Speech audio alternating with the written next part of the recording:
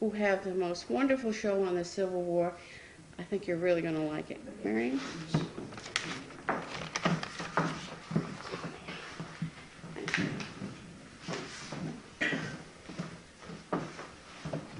Thank you. A couple of words of explanation before we start. This is not a slide show. The slides that are shown will be the sites of the battle, capture, prison, whatever I'm talking about at the time. 2, when a soldier enlisted, he was from North Branford. So we have paid no attention to which voting district he was from. I mentioned the word Northford once. Okay, because they all were local men. Our soldiers.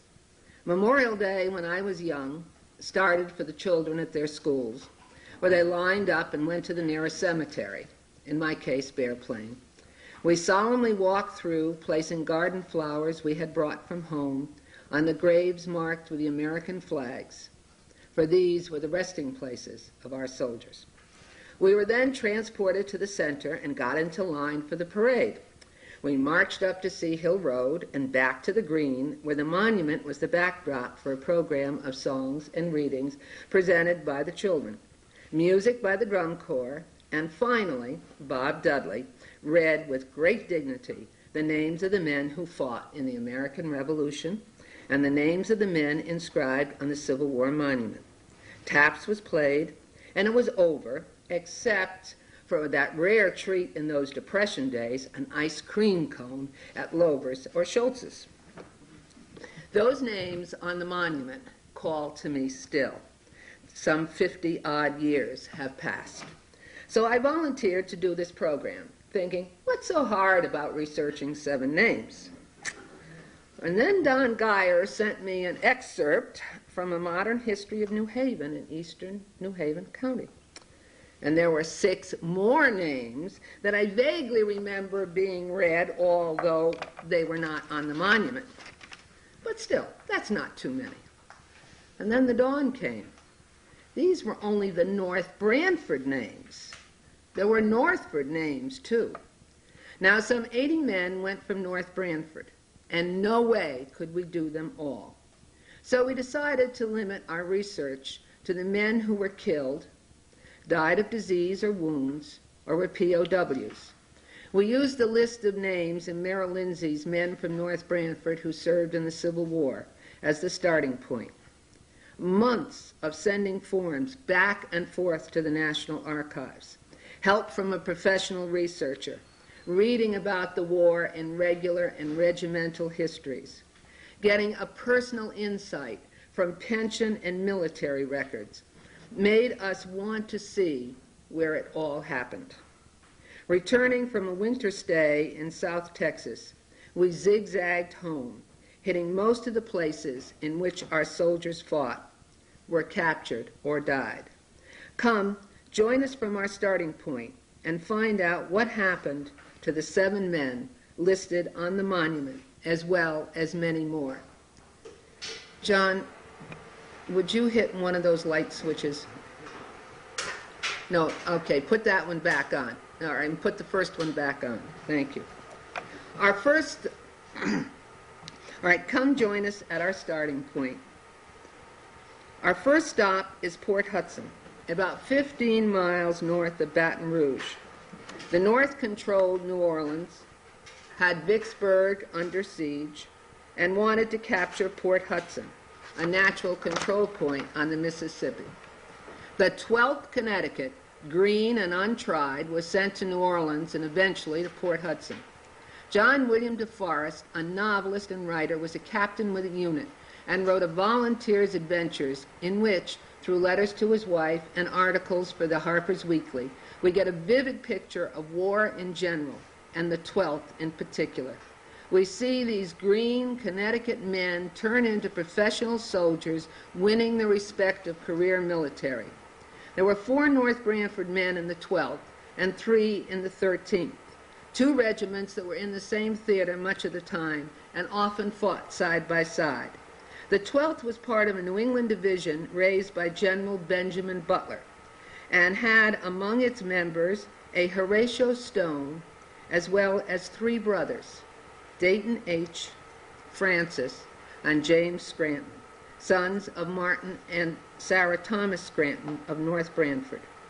Enrolled in the 13th were Alfred Russell, Theodore Palmer, and Horatio Stone Sr., who well could have been the first mentioned Horatio's father.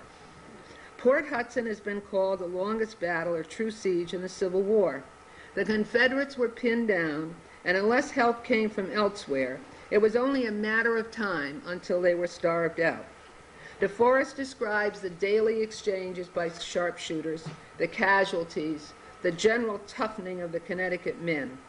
There were 30,000 Union troops to 7,500 for the CSA. Now, the general in charge of our locals was one Nathaniel P. Banks, whose chief qualifications were that he was a former Speaker of the U.S. House of Representatives and Governor of Massachusetts. Banks ordered 2 unsuccessful attacks on a Confederate position, Port Desperate, which had a height advantage as well as being in naturally rugged terrain with numerous ravines, which the Rebs joined with breastworks. Maybe the Confederates couldn't get out, but no one was going to get in. Banks tried on May 22, 1863, using black troops in battle in the war for the first time. They fought bravely and well, but were repulsed with high casualties. On June 14th, Banks tried again against further strengthened Confederate breastworks. The 12th and the 13th were among the units that attacked near a spot called Priest's Cap. The Southern fire was deadly. The career line officers refused to follow Banks's order to lead their men into certain slaughter. On June 15th, Banks made a personal appeal to the men themselves.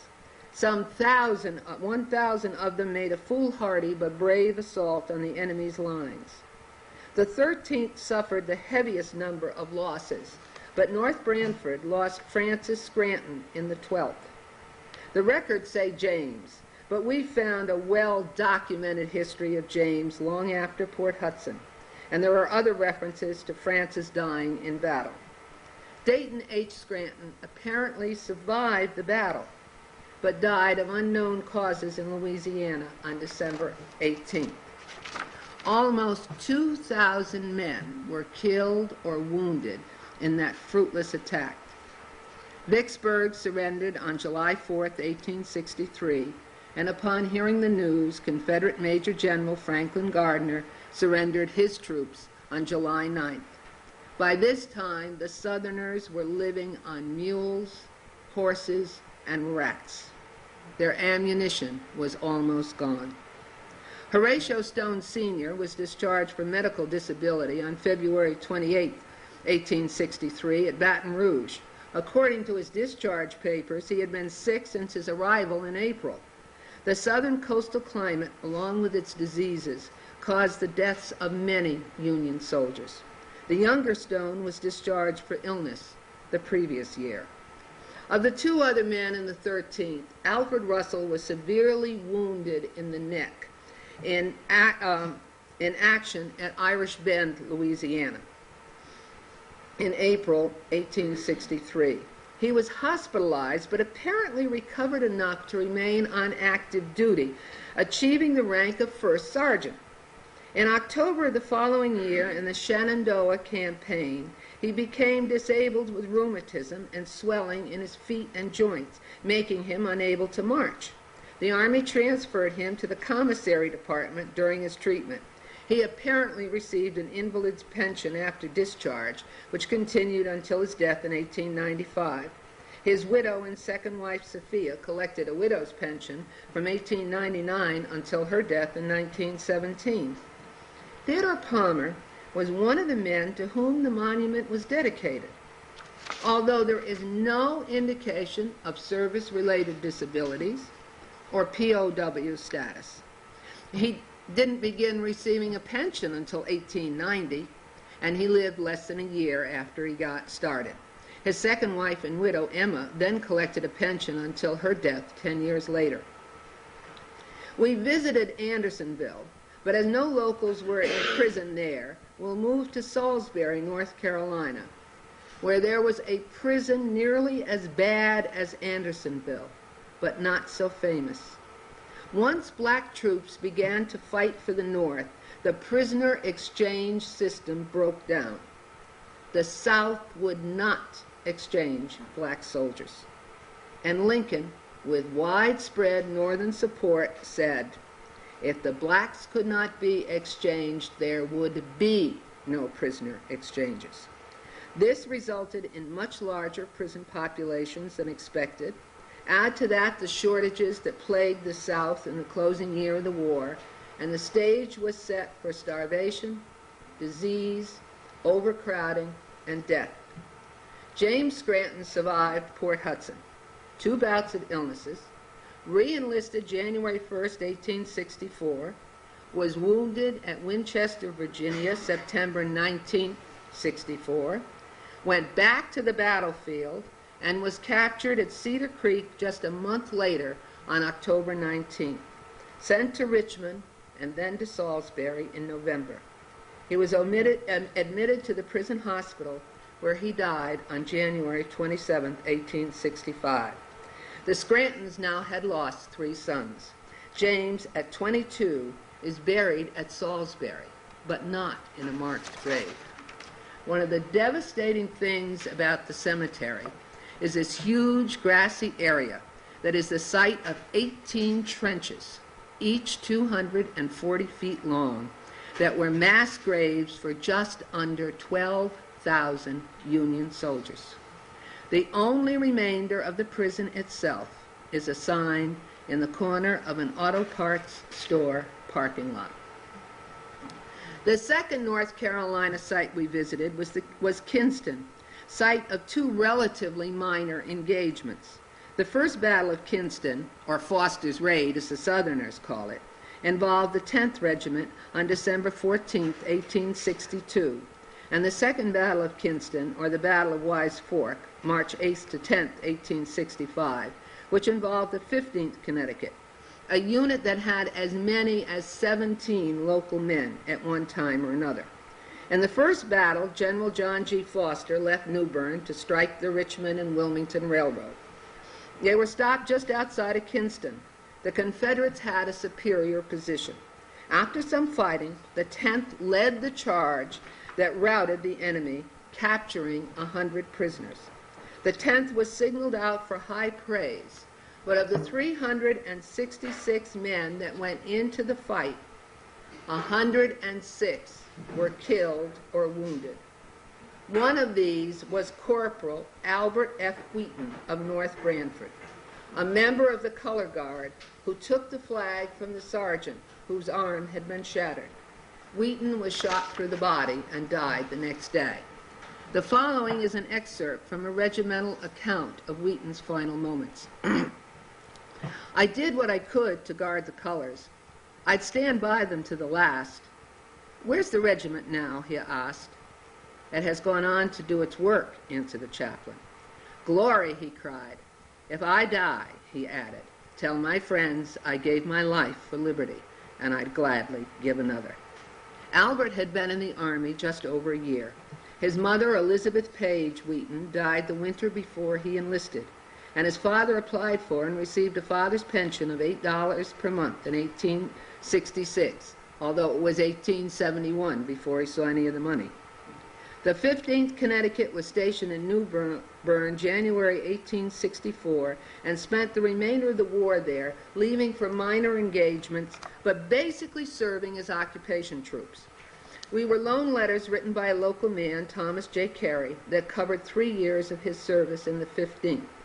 Not only does he talk of the comings and the goings of the local men, his reaction to the death of Wheaton, but also he tells of a school the soldiers ran for the children of North Carolinians who were fighting for the Union, and the barracks for these men's families. I even read his reaction in one of his letters to my great-grandfather's wounding and capture. The 15th didn't spend much time fighting rebels, but it had a major fight with a yellow fever epidemic in the summer and fall of 1864. Civilians and military alike suffered. One victim was Jacob Smith, who died on October 3, 1864.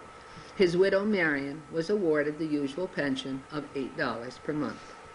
In the closing days of the war, the 15th was in a battle, the Second Battle of Kinston, part of which at least was a Confederate victory.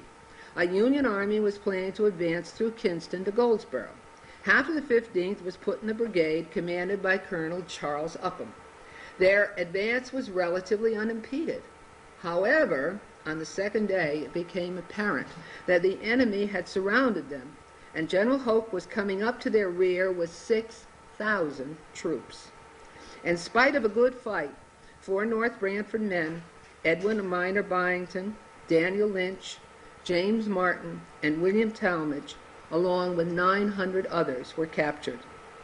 They were sent to Richmond, the officers going to Libby, and the men moved from one place to another and finally paroled on March 16th, less than 3 weeks later. Lynch, who was born in Ireland, and Martin, who was English, were substitutes for local men who did not care to fight and paid others to take their places. Byington was 18 when he enlisted, and Talmadge was over 30 and the father of 3 children. 2 other men, Charles Frisbee and Thomas Carey, who had been listed as POWs, weren't. Frisbee became the company's teamster, so didn't go to battle. Carey, English-born and a substitute, took over the laundry and spent his spare time studying to be an officer for the black troops. He didn't make it. Philo B. Foote of Company K is listed as being mustered in on August 14, 1862, and dying on December 10th of the same year. Sergeant Henry N. Pardee, also of K, who mustered in August 1862, took part in all the action of the 15th, did spend some time in the hospital, and was mustered out in June of 65. The slides of the area show Wise Fork, the river area where the men were captured, the Cobb House, which was used as a hospital by both sides, and the impressive marker erected in 1991 by the Sons of the Confederate Veterans to mark the victory. I really wish time allowed us to share the experiences we had when we visited Kinston. Suffice it to say that everyone was polite, helpful, and gracious.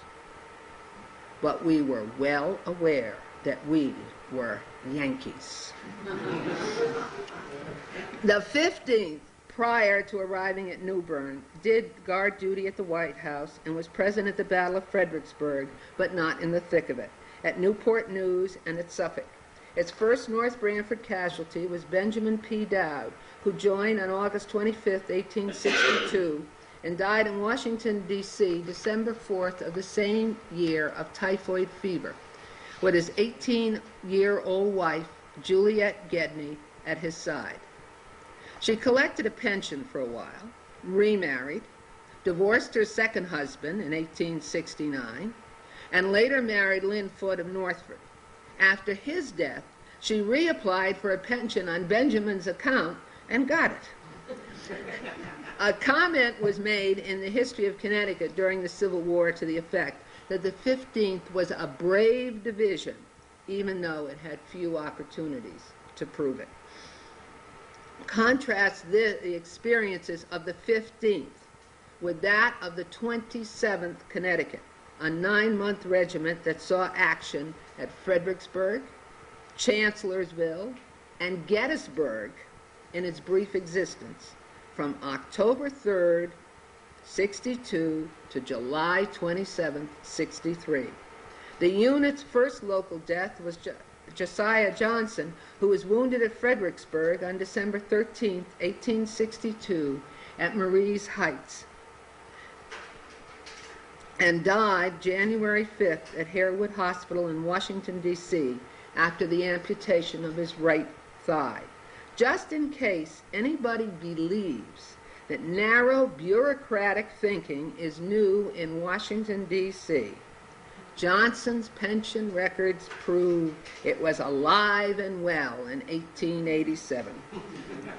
Johnson's mother, Julia, was granted a mother's pension. She moved to Michigan with her daughter Carrie and son-in-law Merwin C. Wheaton. In March 1883, Julia died very suddenly, after signing the voucher for her pension check, but before she cashed it. Her son-in-law misplaced the check. The government launched an investigation into the missing check, the manner of Julia's death, and then, after a 9-month effort, decided, well, as long as the check hadn't been cashed, they'd forget it. How much money are we talking about? Probably $24. The 27th was in the thick of things at Chancellorsville. The slides show how the site looks today. They dug in on May 1st across from the Chancellor House. They hung in on May 2nd and turned back an enemy attack. On the morning of May 3rd, the artillery opened up in the woods behind them. They felt relief had come. They saw a tall, rough specimen of a rebel advancing with a flag of truce. He gave his name as Lieutenant Bailey of a Georgia regiment.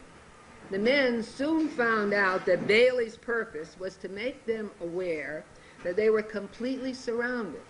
The artillery behind them was Confederate. After a quick conference, the officers surrendered the unit. William Munson, Merwin Wheaton, the hapless son-in-law mentioned above, Nathan Harrison, and Eliza Page found themselves POWs. They were stripped of all equipment and marched to Richmond. According to a regimental history, the sides of the road were lined with Confederate sympathizers who jeered at them and asked them if this was the way the Yankees took Richmond. Finally, the account continues, when they reached Richmond, one Yankee in frustration shouted, "We've come to be pallbearers for Stonewall Jackson." There was almost a riot. While some of the spectators gave the men water and food, most gave them insults. The men were housed in an abandoned cotton factory across from Libby Prison, the prison reserved for officers. Fortunately, they were only confined for a few days, and after a forced double march to City Point, Virginia, they were paroled on May 14, 1863. They remained at Camp Parole, Maryland, and an unnamed convalescent camp in Virginia, and were mustered out on July 27th. One member of the 27th, John S. Robinson, died of chronic diarrhea on June 18th at Baltimore, Maryland. His father was an invalid, and his 68-year-old mother was granted a pension. Corporal Albert Harrison of the 27th apparently avoided capture. He was, however, ill in the closing weeks of his enlistment and spent time in the hospital, both in Alexandria, Virginia, and later in New Haven. A sidelight.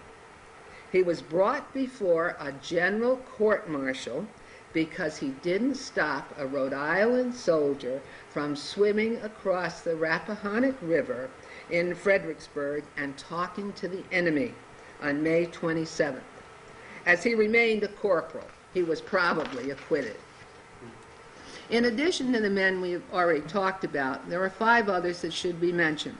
First, Jesse Butler of Company F, 6th Regiment, was killed at the Battle of the Bermuda Hundred, June 17, 1864.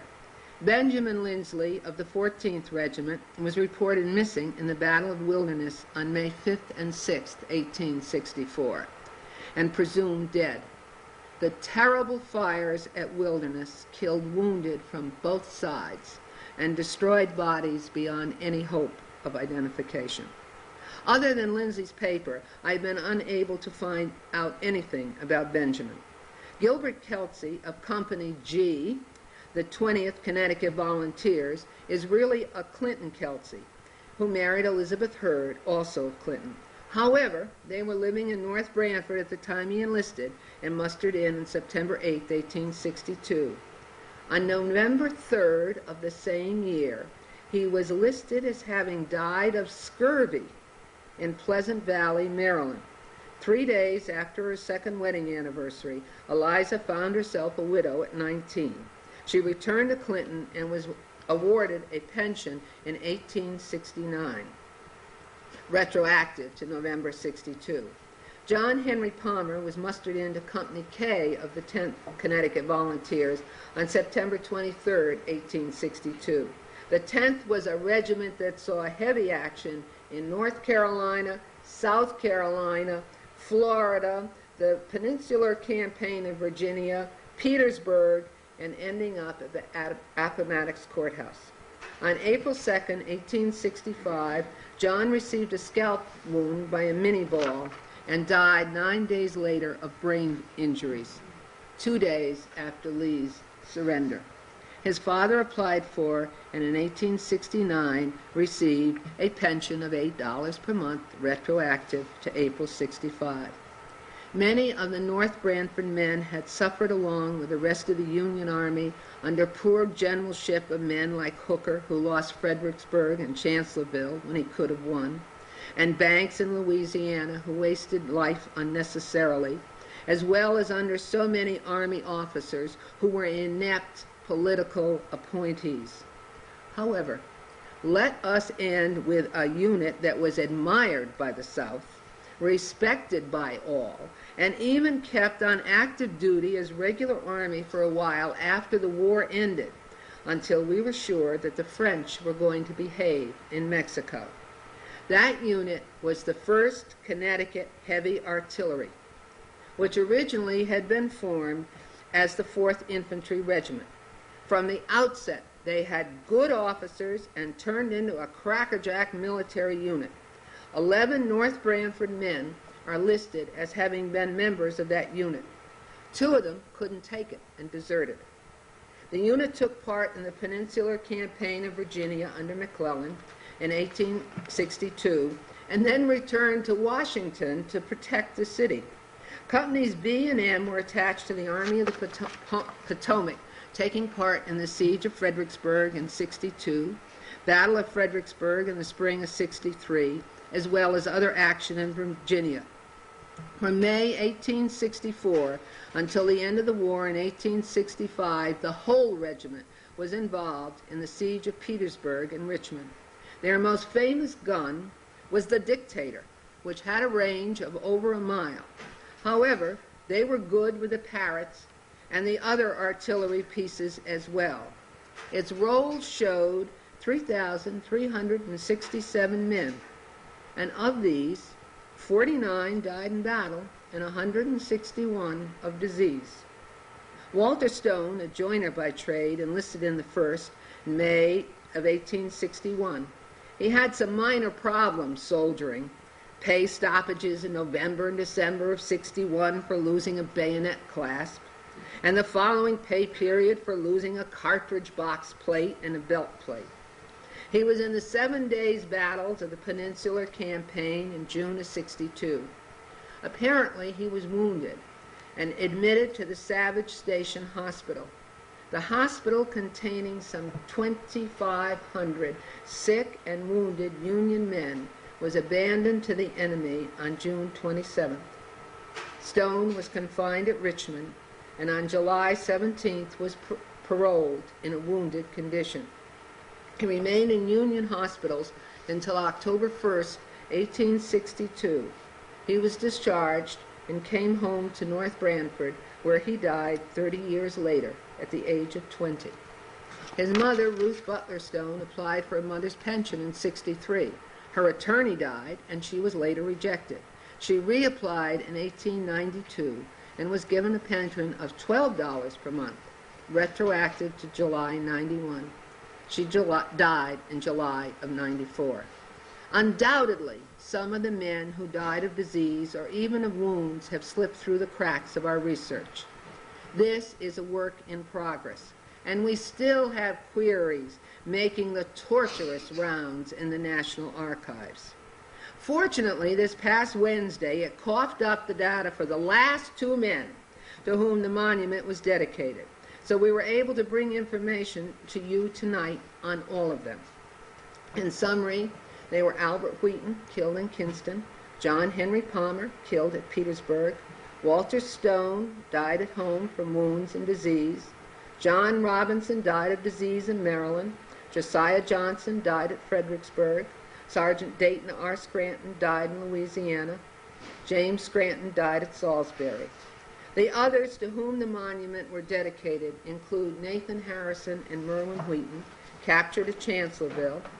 First Sergeant Alfred Russell, wounded at Irish Bend, Louisiana.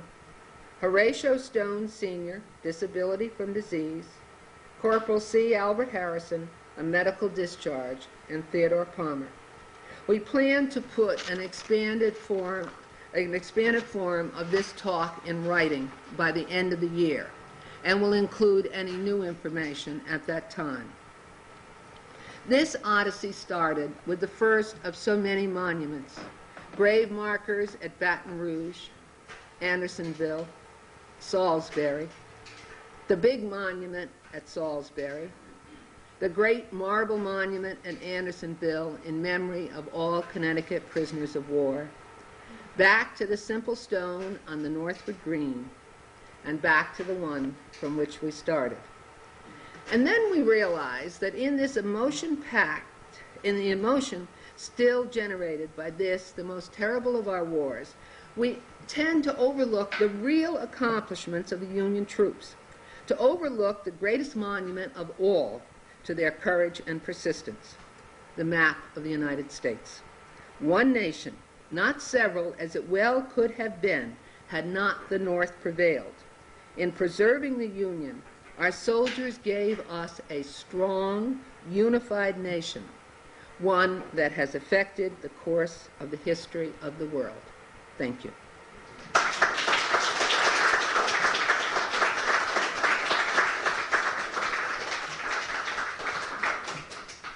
There will be time for questions, and I have no problems if John Hart goes out and arranges the things he wants to arrange here while I'm talking.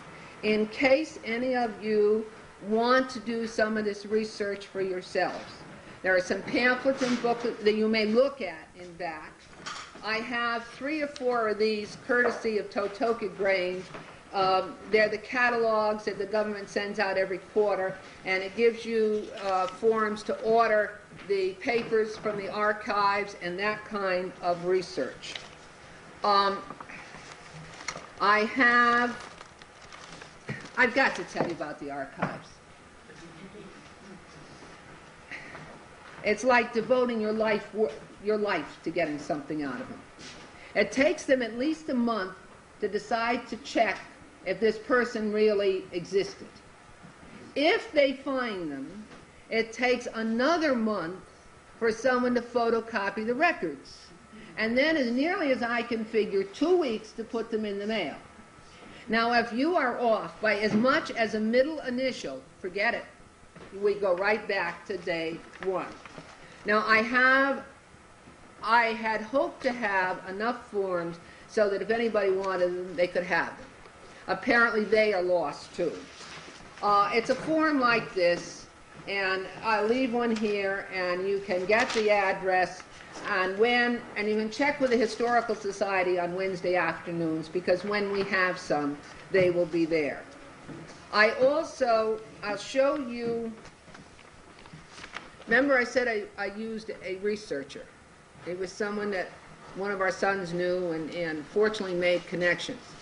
Anything you got from him consisted of a cover sheet that summarized the military record and Xeroxes of some of the personal papers. This is what a military record looks like. This is what the archives will send you. And there it tells month by month, pay period by pay period, how, whether they lost anything or if they were in the hospital or whatever, and when they were discharged. It also will give in some, for example, this happens to be Henry Pardee's. Tells Company K, 15th Regiment, 28 years, 5 feet, 9 inches, complexion fair, eyes blue, hair brown, where born, Durham, Connecticut, occupation painter, when he enlisted, who enlisted him, and a brief summary of his military career. Now, the pension records, and this is a middle-sized pension record. You get something like that poor Julia Johnson's, and that's practically a book. But it is every piece of paper connected with that soldier, and it includes things like copies of marriage certificates, enlistment papers, everything that was needed to prove what happened to that man and who his family were. And this is what people who are looking at genealogy look for. I also have the name of that private researcher if anybody wants it. What does it cost? It costs $10 to get the papers. $10 in 2.5 months of your life, maybe 3. If you decided that this would be great to give Aunt Julia for her July birthday, I would look for a personal researcher. If you're thinking, hey, this would be a great Christmas present for somebody in the family, okay, you've got plenty of time. Start now, and you should make it. On the back, we also have, and I don't know if we have enough. Isn't that a pleasant thing? But maybe not that many people want them. But we do have here a complete list of all of the records that we have gotten. All the men that we have records for, whether they are military or pension or whatever. We discussed this at the board. And as you might have guessed, we're not the wealthiest historical society in Connecticut. And not that it's important, but George and I are donating the records when we're done with our writing. But we are willing to let the society use them as they need them for short periods of time to be copied. And the board is hoping that if anybody wants them, that they will make a donation to the society for them. And I think that what they're hoping is that you'll remember that if you sent to Washington, it would cost 2.5 months, a 29-cent stamp, and $10. And you know that you might keep a certain figure in mind. All right, a couple of other things. I laughed, one of my former students is sitting here in the front row taking notes. I don't know if she really cares or whether it's just force of habit. I started to talk and out comes. I am very briefly going to mention, once a teacher, always a teacher. I'm having more trouble calling these display boards, they're bulletin boards. But anyhow, what you will see as you look around the room. I did it by state. This is Virginia. It shows the maps and the information from each of the main battle areas. This is the little map that the historian at Chancellorsville did for me. And in his writing, it tells exactly where those North Branford men were captured. And then this maze of strings, if you have persistence and courage, they will come to tell you the man and where they were wounded or so forth.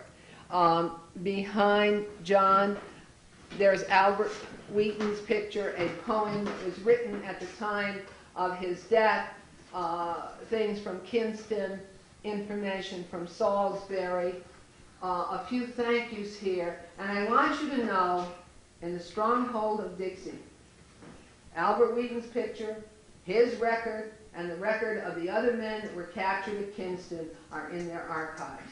And on the back, there's a whole stack of bookmarks that this very dear lady in the Heritage Center, which is for genealogy, gave me to bring home in case you might want them. So if you want a bookmark, that's it. And there's our thank you. There's a list of many of the people that helped us. On the back is the information about Fort Hudson. That book, I never thought I would stand in front of anyone and say, there is a book, war memories you should get and read if you can. I got it through the local library. They have it in the Southern Library that you can take out, because it has almost a MASH quality to it. This is not a man who's impressed with being a captain, and he tells it just the way it is. And it's fascinating reading. I I know you'll enjoy it. I hadn't intended to do this, but I'm going to mention the Petersons are here, and she has brought her grandfather, because he ran away. Your grandfather must be your great-grandfather. Oh no, she said he was 15. He ran away. And she has some of the things from his term of service, which I'm sure that she'll show for you. As you know, and one of the big things today is to enact Civil War history. And John Hart, to me, you know, he's the fourth because I knew the other three Johns, is in the one that enacts the 27th Regiment. And in a minute, I will let his father explain this to you, or his father can stay here and explain. He sent his uniform, that this is, of course, a reproduction, and the things that they have. Now, I have one more thing. Does anyone have any questions? Ah, yes. You mentioned the 27th being the 3 months. 9 months. 9 months? Yeah, 9 months. 9 months. Because I thought there was only three months. Yeah, no, I'm sorry. No, and as a matter of fact, one of those early rifle units that, you know, they rolled over, the 90 days, they were the initial. And if I said, I'm sorry, no, it was a 9 month. It was a 9 month. Was it first, second, and third were 3 months regiment? Yeah, because the war was going to be over in 90 days, and that's all they needed. Actually, this Grant was enlisted in one of those early regiments. That's why I decided the archives can't find them, because they're probably still listed under those early rifle companies. I sent away to the archives on the 3rd. I got information on that. Of course, he transferred from after the 3rd to the 6th, and they sent me both regiments. And I found Branford Library has very good information. If you have the regiment in the company that the person was in, it makes it a heck of a lot easier for them down there. And there's a large book in the Branford Library that has a list of all the Connecticut regiments. And that helped out quite a bit. It does, and up to a certain point it helps, because I had access to, you know, those materials, not from there, but from here. The only trouble is that as long as they're accurate, it's fine. But if they're even off, I don't know if you had better luck with the archives than I did. Of course, I only went for one person. I got so angry after they turned me down 3 times on the same guy. I stapled all the rejections to a new application. And I said, will you try again with this regiment? And I haven't heard from that. Of course, that's from Washington, D.C., and you got to expect that. Yes. In your travels, did you see any involvement by women in that particular war? And then you mentioned often enlistment. Was there a draft during that period? All right, there was a draft during that war. Connecticut was the only state, and I am remembering what I read correctly, that was able to fill its regiments the way it did. Usually, you'll see in the type of book he's talking about, where men were listed as either being drafted or substitutes. But it seems that most of them were substitutes. They were drafted. I mean, there were draftees, and other people hired them to go. I think the 28th, 29th, and 30th, there were 3 colored regiments. And they were all drafted. The story of the colored regiments. Poor Marian, I promised her I would stay in one place, and Carrie will attest that that's impossible. No, the story, I didn't even mention the colored regiments because unlike every town around us, there were no North Branford men in colored regiments. But every surrounding town, East Haven, Branford, Guilford, Madison, they all had several men in the colored regiments.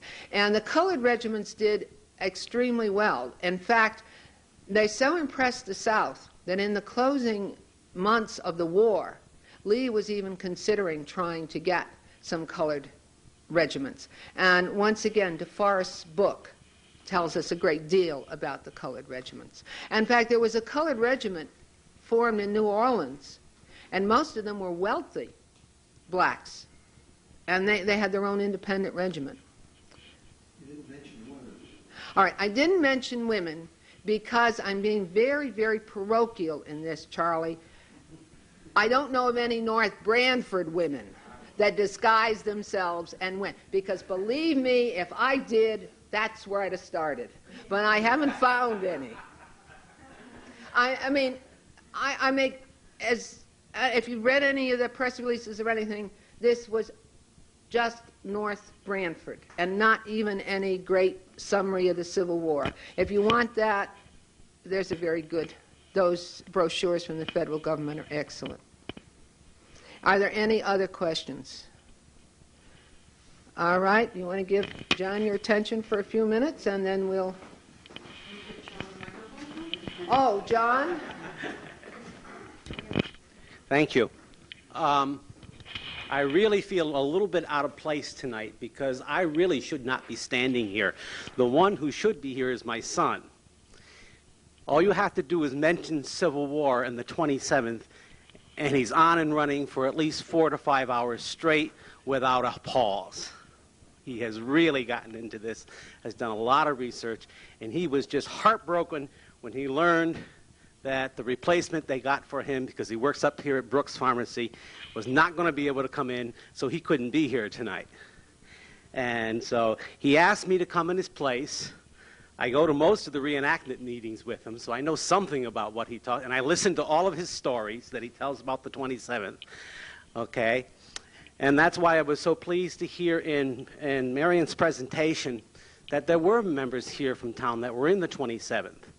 The 27th reenactment is known among all the reenactments throughout the nation as the most authentic. In fact, they have won awards year after year for their authenticity. So everything that we're going to see tonight is as authentic as it can possibly be from the records that were researched at that time. Okay? It's hard to know where to begin. I suppose really the place that I would begin would be the trousers, only because there's a history behind these trousers. If I can get them up here. You notice, the first thing I noticed about them when he first brought them home, first of all, most of the reenactments equipment that's done for reenactors, both north and south, is done in New Orleans. There's a little shop down there. Every time you call down there, they say that they tell you that, and when you order things, you have to order them like 6 months to a year ahead of time before you can get them. And when you finally get them, or when you call to find out what happened to them, you always get the same story. Well, there's this little old lady, and she's over here in the corner, and she's sewing yours, and yours is the next one, and she'll get it as soon as she can. You know, it's kind of a real folksy type of experience. But the first thing I noticed about them is there's no belt. They didn't have belts. Suspenders, gentlemen, that's how they kept their pants up. You'll notice that it's the suspenders and it's that old style. Now, the difference between the pants is this is a federal pants uniform, okay? But when the 27th was first mustered, including those members of North Branford, they were issued a separate pair of trousers that he also has that was issued by the state of Connecticut. In the early years of the war, you'll find that a lot of states did this. They would issue special parts of the uniform to signify where that soldier was coming from, what state he was coming from. And Connecticut issued its soldiers a dark pair of pants to match the coat, or close to the coat. The coat is blue, the pants were black.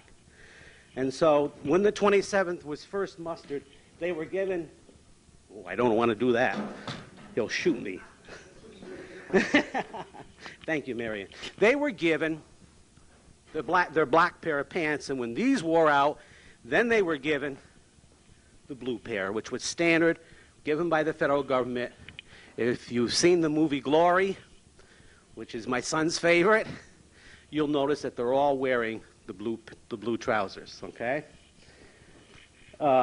In fact, he took a special trip up to a friend of his in Middletown, a fellow reenactor, just to get these, because he wanted them to be here so that you could see the difference, okay? The caps, This is what they would call a normal forager cap. And this is what a normal Union soldier, that's the way he would wear it. And this is mostly what he wore.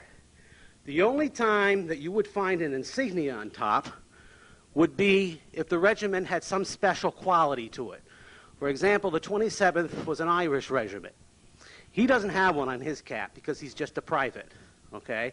But many of them at the reenactments you'll see, they have a little shamrock on top or some type of insignia to signify the significance of their particular company.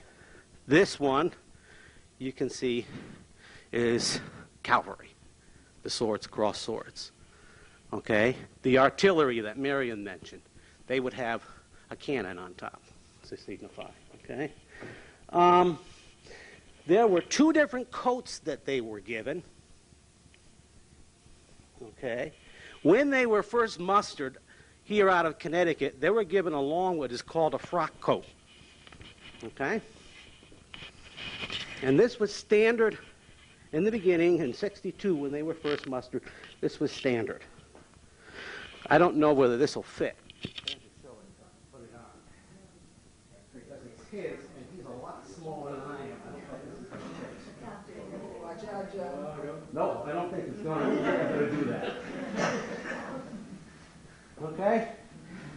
When this wore out, and they wore out very, very quickly because they wore them all the time, except in the summer when it was really hot, okay? They were issued a smaller coat, and this was issued again by the federal government. So they got this from the state of Connecticut when they were mustered, and this they got from the federal government. This coat they used mostly for their day-to-day details. If they were on latrine duty or were cooking, whatever they did. You can see it's just a short coat with a few buttons on it. It's much lighter than the frock coat. Okay? And when in the summertime when they had battles, okay, thank you. In the summer times when they were in battle, they would wear these. Only because they're lighter. My goodness, you can come up later and just feel the difference in the weight of these two. Wearing something, this is like going into the battle. Gettysburg, they said that the third day of the battle was 102 degrees. Okay, well you could imagine going into battle with something like this. You know, it was bad enough with this because he went down to Gettysburg for the 150th celebration, and they reenacted the Battle of Gettysburg. And he wore this, and he says, "This is the light one." And he said, "We were passing out." He said, "We could hardly stand it." Okay. The shirt is just a simple muslin shirt of that time. Okay, that's just standard fare. Buttons halfway down, long sleeved. You know, I find that amazing that there's nothing short sleeve. Everything is long sleeved. Okay, because that was the custom at that time. It was considered if you didn't have a long sleeve, whether you were in battle or at a ceremony, it was considered that you were not being polite. It was just common courtesy. Men always wore long sleeves. Okay, no matter what they were doing. Shoes. Okay, just to get all leather with steel heels. Reminding me of the horses when they shoot the horses, okay? And of course, the reason that they put the steel on them is more than anything else, when they weren't in battle, they were marching. And he could testify if he was here, because they do the same thing in the reenactment. When they're not reenacting battles, they've got them marching. You can see the shoes, the effect of the marching. Okay. Of course, the canteen was standard. Okay. Let's go over here for a second. You don't have to get up. Haversack. Whatever the soldier needed out in the field, it went in his haversack. His tin cup, this is not only for drinking, but for eating. He ate out of it. Okay? He told me that he had some Civil War food in here. I'm not sure. Tin plate. Okay, standard equipment. Candle? I don't know what that's for. I think he's got his caps in here for it. Oh, yeah, okay. Well, we'll talk about them a little bit when we talk about the rifle. And what else? What's in here? Cornmeal, I think. Beans. Beans. Beans. Because that's what they eat. Mostly they ate was beans and hardtack, which is a kind of a bread that they would bake on the field, and then it would harden up. He has it at home, and he absolutely loves it, and nobody else can get near it.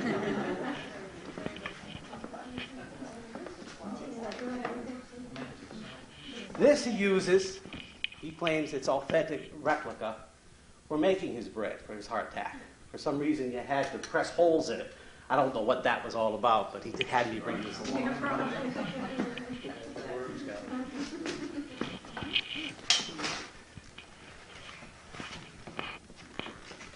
Okay, this was worn like this, and it was used to carry what he needed for his gun, his rifle.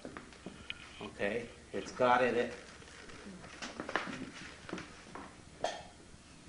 And lots of times when they were at camp and they weren't in battle, many times you often wonder what they did, how they spent their time. Much of their time was spent making cartridges. Okay? Now your cartridges, what they would do is they would take simple pieces of paper and they would put gunpowder in them, and they would put them in their cartridge box, and they would take that into battle for them. They always had a full supply. The first thing they did, once they came back from the battle and they recognized that they weren't wounded, they were okay, one of the first things they did was they would go back and fill up their cartridge box. Okay? Now the way they would use these,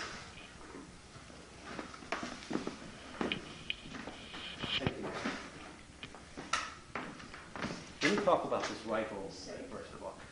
It's an authentic replica of the Springfield rifle, which was the standard fare for Union soldiers. Confederate soldiers used an Enfield rifle, and there is a difference. The Enfields, for the most part, were made in England, and they were bought on consignment by the federal government, or by the Confederate government, and they were brought over. And most of the Confederates used them. The Union troops mostly used the Springfield, obviously because it was first made in Springfield, Mass. That's why the Springfield Armory is a national historical landmark if you go up there and go through it, because of this. This was what was used. Many of these rifles were made here in New Haven by Eli Whitney at that time. The government would hire gun companies to make them. One of the gun companies was the Eli Whitney Company at that time. So they were made, some of them were made in New Haven. Okay? He told me before I came down here that in the beginning, when the 27th was first mustered, they had a rifle which was made in Austria, which was very inferior quality. It was the first rifle they used. It was the rifle that they used in their first battle, which was Fredericksburg, I think, first major battle. And it was so inferior and so unusable that after the battle they just threw them all away and bought the Springfields. Okay? What's the caliber? That I wouldn't be able to tell you. I don't know much about these. I think most of those about 50. That's why he should be here and not me. What they would do in loading them, they would take their cartridge, they would bite the end of it off, they would pour the powder down the barrel. Included in here is the ball, the shot, okay? They would take the ramrod, turn it around, bring it down a couple times like so, pack apart. They would have to take the ramrod, put it back in its spot, pick it up, half cock it, and then when they were ready to shoot, it was full cock, they would also have to, I almost forgot, put a cap on the firing pin, made out of copper, to give them the fire, and that went right on the firing pin, which is right here. And I don't know how he does this. I can't even get this on. That's all right. That's all right. It'll be all right. Okay, no, it has no power in it. It can't Well, fire. that's good. Okay. That cap would make an awful noise. Maybe 11 o'clock. A good soldier could fire 3 bullets a minute. And for the life of me, I cannot understand how anyone could get so good at going through this same procedure 3 times a minute. But they said a good soldier, normal, was to go through this same procedure 3 times within 1 minute, from beginning to end. Okay? For hand-to-hand combat, of course, they had their sabers. When the order was given to attack, Everybody deaf? they would just hook them in, and they were all set. When they hooked in on the side. Okay, so you would charge in that fashion.